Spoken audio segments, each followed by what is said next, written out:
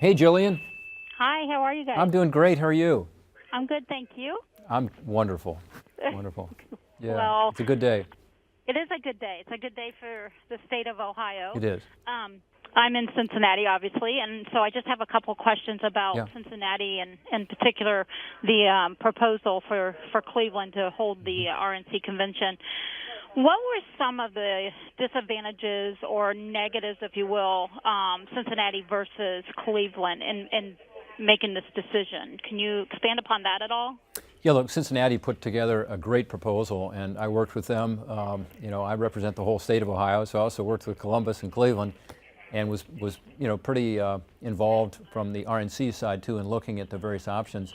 And I think with Cincinnati, honestly, it all came down to one thing, and that is that we didn't have the venue, which is the arena, that was up to speed for what they needed. They needed more luxury boxes. They needed some guarantees as to what might happen between now and 2016, and it's expensive. And Cleveland, on the other hand, has a more modern arena, and they've kept it updated. It's where the Cavaliers play, so they've got a professional basketball team there. And I think having that NBA team and having the bigger arena was the major difference. My hometown of Cincinnati, though, also had some other great attributes, including buy-in from everybody. It was really a great effort. It's just that we didn't have the facilities to be able to host it at this point.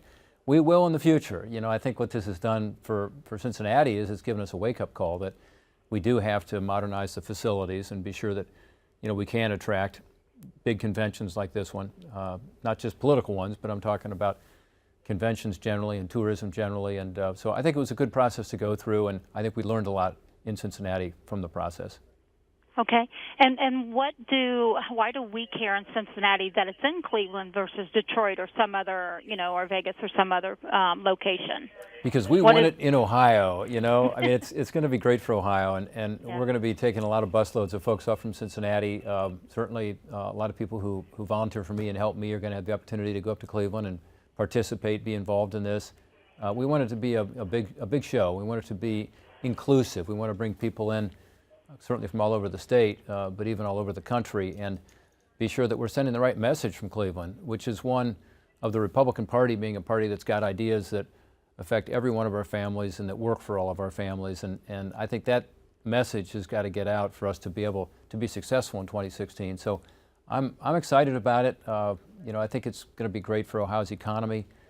They say that the tourism dollars that come in with a convention are really helpful for the local economy.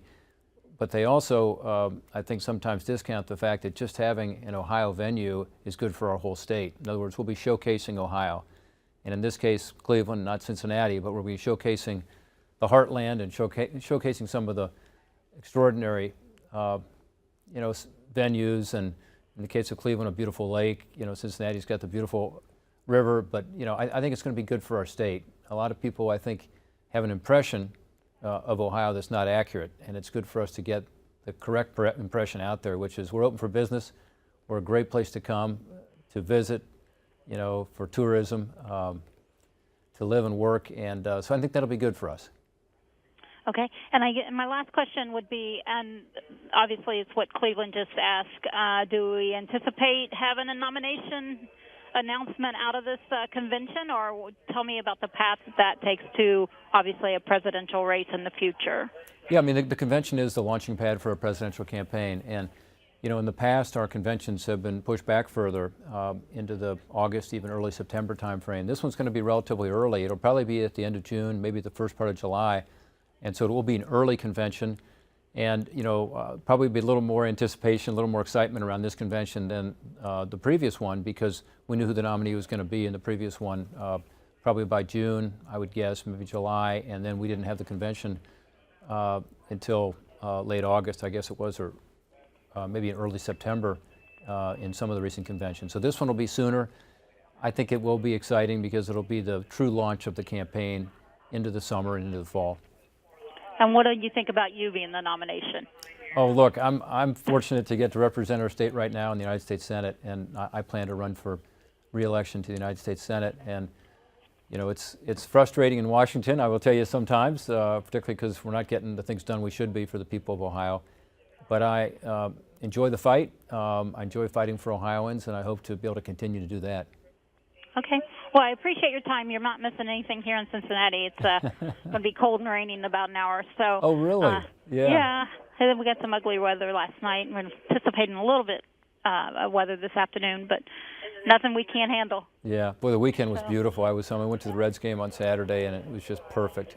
Yeah, it was a beautiful weekend, and yeah. I think once we get through this, we'll have another beautiful weekend on hand. So. Excellent. Well, I appreciate your time, and have bet. safe journeys, and we'll talk soon. Thanks, Jillian. Thanks for having me on. Okay, thank you, sir. Take care. Bye-bye. Bye.